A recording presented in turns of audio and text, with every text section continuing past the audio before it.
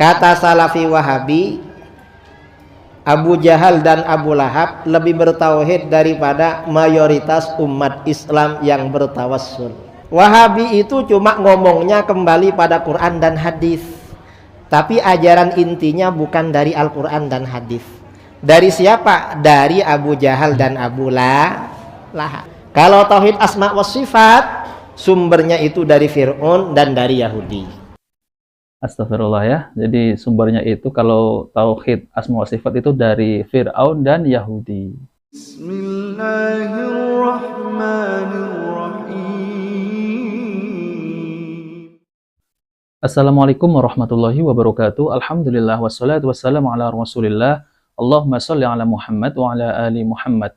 Alhamdulillah kita bertemu kembali di channel Cahaya Hidayah. Jadi teman-teman yang dimuliakan oleh Allah SWT, di video kali ini saya akan menampilkan video dari Kiai Idrus Ramli yang mengatakan bahwa tauhid yang dibawa oleh Salafi Wahabi ini diambil dari tauhid Abu Jahal dan Abu Lahab. Kata Kiai Idrus Ramli, semestinya Kiai Idrus Ramli ini hanya memutar bahasa ya, akan tetapi yang disampaikan oleh ustadz-ustadz Salafi itu tentang tauhid rububiyah, yaitu seperti Abu Jahal dan Abu Lahab itu adalah kaum musyrik Mekah dahulu ya, karena mereka itu juga mengakui bahwa Allah itu maha pemberi rezeki, Allah itu maha pencipta, dan Allah itu menghidupkan dan mematikan. Mereka percaya, akan tetapi di samping itu mereka itu menyembah berhala. Itulah kesalahan kaum musyrik yang ada di Mekah dahulu seperti Abu Jahal dan Abu Lahab. Ucapan Kiai Idrus Ramli yang mengatakan bahwa Wahabi Salafi ini ya, itu telah mensyirikkan kaum muslimin yang ada di zaman sekarang. Dan tauhid yang dibawa oleh Wahabi katanya ya, ini adalah tauhidnya Abu Jahal dan Abu Lahab. Kenapa bisa ya dakwah Salafi ini ya tauhidnya diambil oleh Abu Jahal dan Abu Lahab? Ini Kiai Idrus Ramli hanya memutar-mutar bahasa ya. Nah teman-teman semuanya, lebih lengkapnya saya akan tampilkan videonya ya, yaitu video dari Kiai Idrus Ramli. Mari kita simak videonya. Apa ajaran Salafi Wahabi? Kata Salafi Wahabi, Abu Jahal dan Abu Lahab lebih bertauhid daripada mayoritas umat Islam yang bertawassul. Ini kata Wahabi. Kita ini oleh Wahabi orang yang suka peringatan Maulid, yang suka Isra Mi'raj, suka tahlil. Kata Wahabi levelnya lebih syirik daripada Abu Jahal dan Abu Lahab. Nah teman-teman semuanya, ini adalah fitnah ya. Kita tidak mensyirikkan orang yang melakukan maulid ya, tahlilan, tidak pernah mensyirikkan ya. Ini adalah fitnah. Mari kita lanjutkan. Salah ini, salah. Mengapa salah? Karena Salafi Wahabi akidahnya sumbernya dari Abu Jahal dan Abu Lahab. Kalau kita sumbernya dari Rasulullah saudara. Wahabi itu cuma ngomongnya kembali pada Quran dan hadis, tapi ajaran intinya bukan dari Al-Quran dan hadis. Dari siapa? Dari Abu Jahal dan Abu Lahab. Jadi Bapak Kiai Idrus Ramli ini pinter memutar bahasa ya. Padahal apa yang disampaikan oleh ustadz-ustadz Salafi tentang tauhid rububiyah itu bukan kita itu mensyirikkan orang-orang kaum muslimin di zaman sekarang, melainkan kita itu untuk berhati-hati ya, jangan sampai kaum muslimin itu menyekutukan Allah. Maksudnya Abu Jahal dan Abu Lahab itu mengimani Allah SWT, yaitu dalam masalah Allah itu pemberi rezeki, Allah itu sang pencipta. Akan tetapi mereka tetap musyrik karena mereka telah menyembah berhala ya. Berbeda dengan kaum muslimin yang di zaman sekarang ini ya, mereka tetap menyembah Allah ya. Jadi jangan disamakan dengan Abu Jahal dan Abu Lahab. Kalau kita lihat ya perkataan Kiai Idrus Ramli ini tidak benar, hanya memutar bahasa ya, alias menfitnah jadinya ya. Mari kita lanjutkan. Itu tauhid rububiyah uluhiyah. Kalau tauhid asma wa sifat, sumbernya itu dari Fir'aun dan dari Yahudi. Astagfirullah ya. Jadi sumbernya itu kalau tauhid asma wa sifat itu dari Fir'aun dan Yahudi. Nah, teman-teman semuanya, mari kita simak penjelasan dari Ustadz Dr. Firanda Andirja MA Hafizul Alam. Mari kita simak videonya. Makin membuktikan bahwasanya membahas tentang tauhid rububiyah, bahwasanya Tuhan itu ada, Tuhan itu mengatur alam semesta, ini penting. Kemudian juga di antara hal yang menunjukkan pentingnya kita belajar tentang tauhid rububiyah, tidaklah seorang merasa tentram dan bahagia kecuali kalau dia meyakini ada Tuhan yang mengaturnya, yang menanggung rezekinya, yang menanggung masa depannya, yang akan menolongnya jika semua pintu telah tertutup, yang tidak ada yang bisa menutup pintunya kapan kita meminta, kita silakan mengadakan kedua tangan minta kepada Tuhan tersebut. Ini menjadikan seorang tentram dalam kehidupannya. Tidaklah seorang gelisah, khawatir kehidupannya ditimpa dengan gham, walham, kegelisahan, kekhawatiran, kecuali karena imannya tentang rububiyah kurang. Ya. Kurang. Betapa banyak orang akhirnya dia mencari nafkah dengan cara yang haram. Kenapa? Keyakinannya bahwasanya Allah Maha Pemberi rezeki kurang. Ya. Kurang sehingga dia nekat menempuh jalan-jalan yang haram. Dia menyangka rezekinya cuma dari situ. Sehingga akhirnya dia terjerumus dalam keharaman. Ya. Ini menunjukkan bahwasanya pemahaman tentang rububiyah adalah sangat penting. Kalau orang yakin ada pencipta, ada Tuhan, ada pengatur, tempat diserahkan segala perkara, maka dia akan hidupnya akan tentram dan tenang. Kemudian di antara hal yang menunjukkan pentingnya kita belajar tauhid rububiyah, banyak kesyirikan terjadi gara-gara tidak paham tentang tauhid rububiyah. Ya. Zaman dahulu orang-orang musyrikin Arab, mereka secara umum beriman dengan tauhid rububiyah, tapi ada khalal, ada kekurangan, ada kesalahan-kesalahan. Sehingga mereka minta kepada penghuni kubur, mereka meyakini kalau penghuni kubur tersebut bisa memberi manfaat dengan izin Allah, dan ini kesalahan. Akhirnya mereka minta kepada penghuni kubur, minta kepada wali-wali dan yang lainnya.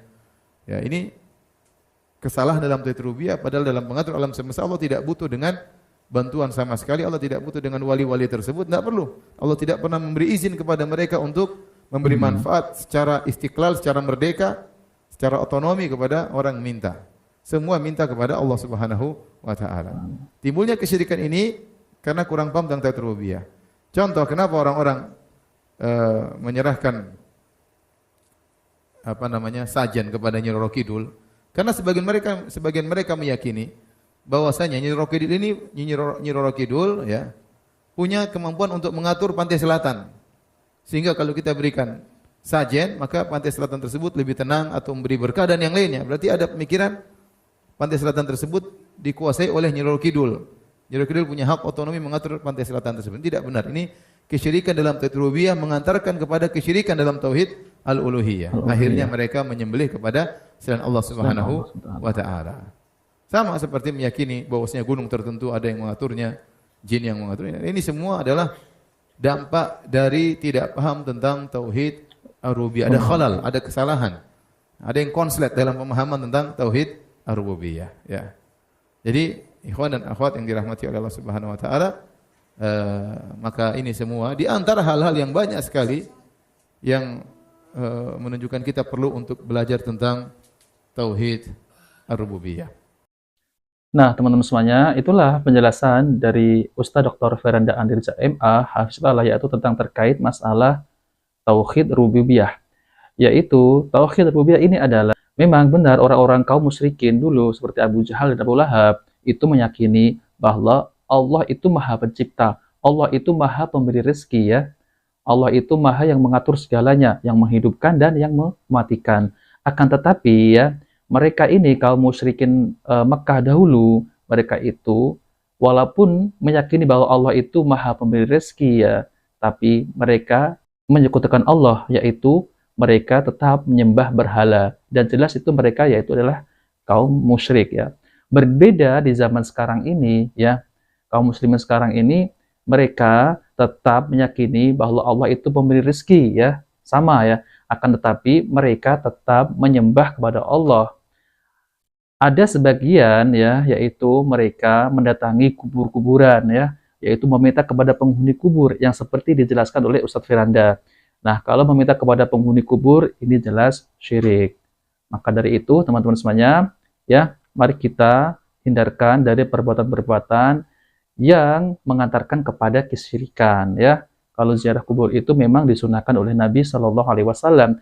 Yang tidak boleh itu adalah meminta kepada penghuni kubur, ya, bahwa meyakini bahwa penghuni kubur itu bisa mendatangkan manfaat. Keyakinan tentang Allah sebagai satu-satunya pencipta, satu-satunya penguasa, satu-satunya pemberi rezeki, dan satu-satunya pengatur alam semesta adalah keyakinan yang benar dan tidak ada keraguan tentangnya. Namun perlu diketahui, ya, bahwa keyakinan seperti ini juga diakui oleh orang-orang musyrik, ya, itu ketika zaman dahulu, ya, termasuk Abu Jahal dan Abu Lahab yang notabene adalah pembesar orang musyrik.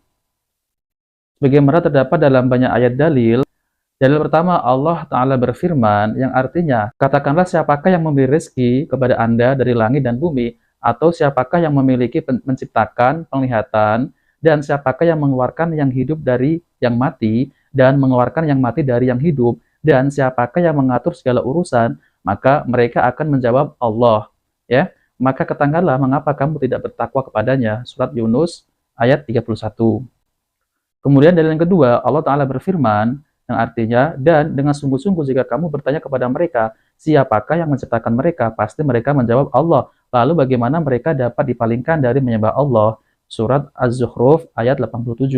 Kemudian dalil yang ketiga, ya, Allah Ta'ala berfirman, dan sesungguhnya jika Anda menanyakan kepada mereka, siapakah yang menurunkan udara dari langit, lalu menyalakan dengan udara itu bumi setelah matinya, tentu mereka akan menjawab Allah. Katakanlah segala puji bagi Allah, tetapi kebanyakan mereka tidak memahaminya. Surat Al-Ankabut ayat 63. Kemudian perhatikanlah dalam ayat-ayat di atas, ya teman-teman, ya. Jadi bahwasanya orang-orang musyrik itu mengenal Allah, mereka mengakui sifat-sifat rububiyahnya, yaitu Allah adalah pencipta, Allah adalah pemberi rezeki yang menghidupkan dan mematikan, serta penguasa alam semesta. Namun pengakuan ini tidak mencukupi mereka untuk dikatakan muslim, ya, dan selamat. Kenapa? Karena mereka mengakui dan beriman pada sifat-sifat rububiyah Allah saja, namun mereka menyekutukan Allah, yaitu mereka menyembah berhala, ya, dalam masalah ibadah. Oleh karena itu Allah berfirman terhadap mereka, dan sebagian besar dari mereka tidak beriman kepada Allah, melainkan dalam keadaan mempersekutukan Allah dengan sembahan-sembahan yang lain. Surat Yusuf ayat 106. Ibnu Abbas berkata, di antara keimanan orang-orang musyrik, jika dikatakan kepada mereka, siapa yang menciptakan langit dan bumi dan gunung, mereka akan menjawab Allah, sedangkan mereka dalam keadaan melakukan syirik kepadanya, yaitu menyembah berhala. Dari ayat-ayat di atas terlihat jelas bahwa keyakinan tentang Allah sebagai pencipta, pemberi rezeki, pengatur alam semesta, yang menghidupkan dan mematikan juga merupakan keyakinan orang-orang musyrik, ya. Jadi sungguh keliru jika ada yang memahami bahwa orang musyrik tidak mengenal Allah, ya. Lantas apa yang membedakan antara akidah seorang muslim dengan akidah Abu Jahal? Apakah hanya sebatas keyakinan rububiyah Allah, bahwa Allah adalah pencipta, pemberi rezeki, dan pengatur alam semesta? Sungguh amatlah jauh pemahaman semacam ini. Yang membedakan seorang muslim dan seorang musyrik adalah pada tauhid uluhiyah, yaitu mengesahkan Allah dalam peribadatan. Orang musyrik memang mengakui bahwa Allah sebagai pencipta, namun mereka enggan menjadikan Allah sebagai satu-satunya sesembahan yang diibadahi. Mereka masih ingin menjadikan sekutu bagi Allah dengan sesembahan-sembahan lainnya, yaitu seperti menyembah berhala. Nah, teman-teman semuanya, jika video ini bermanfaat, jangan lupa like dan subscribe di channel Cahaya Hidayah. Wabillahi taufiq wal hidayah. Wassalamualaikum warahmatullahi wabarakatuh.